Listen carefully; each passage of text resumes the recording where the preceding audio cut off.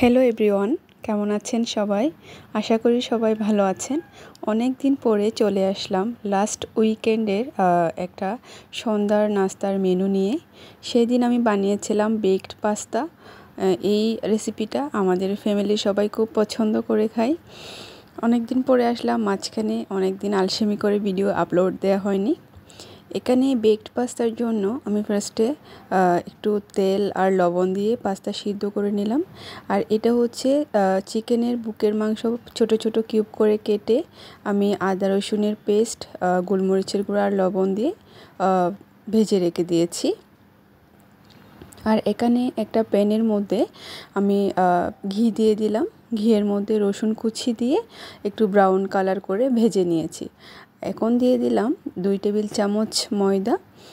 এটাকে আমি ঘিয়ের মধ্যে বেশ কিছুক্ষণ ভেজে নিব, এতে খুব সুন্দর একটা স্মেল আসবে। আর এটা অনবরত নাড়তে হবে যাতে লাম্পস ক্রিয়েট না হয়। এরপরে এখন অ্যাড করে দিচ্ছি গরুর দুধ।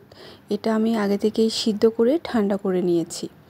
এটা কিছুক্ষণ নেড়ে চেড়ে দিয়ে দিলাম গোলমরিচের গুঁড়া আর চিলি ফ্লেক্স পরিমাণ মতো। এই পর্যায়ে এটা বেশ কিছুক্ষণ নেড়ে এটাকে আমি একটু ঘন করে নিব। এই গ্রেভিটা যখন ঘন হয়ে আসবে তখন আমি অ্যাড করে দিলাম সেই আগে থেকে ভেজে রাখা চিকেন, আর কিছু দিয়ে দিলাম ফালি করে কাটা ক্যাপসিকাম।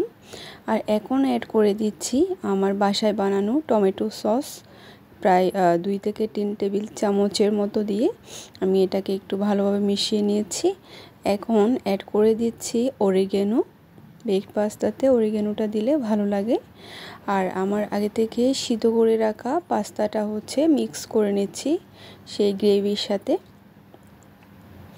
মিক্স করা হয়ে গেলে এখন আমি একটা ওভেন প্রুফ বোলের মধ্যে পাস্তাটা হাফ দিয়ে দিলাম। এরপরে কিছু টপিংস দিয়ে দিব।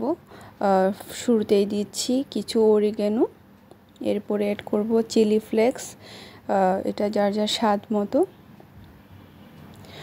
আর দিয়ে দিচ্ছি কিছু গ্রেট করা চিজ।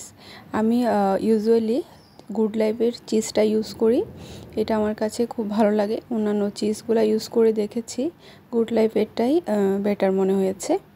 আড়ংয়েরটাও ইউজ করি, আড়ংয়েরটাও ভালো।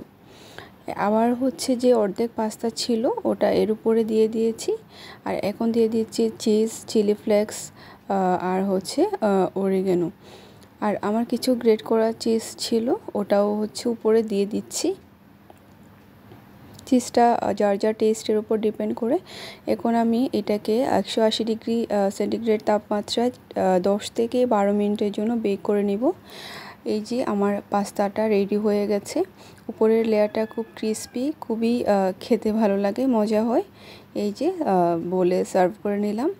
আপনারাও চাইলে ইজি রেসিপিতে ট্রাই করে দেখতে পারেন। সবাই ভালো থাকবেন। আল্লাহ হাফেজ। আসসালামু আলাইকুম।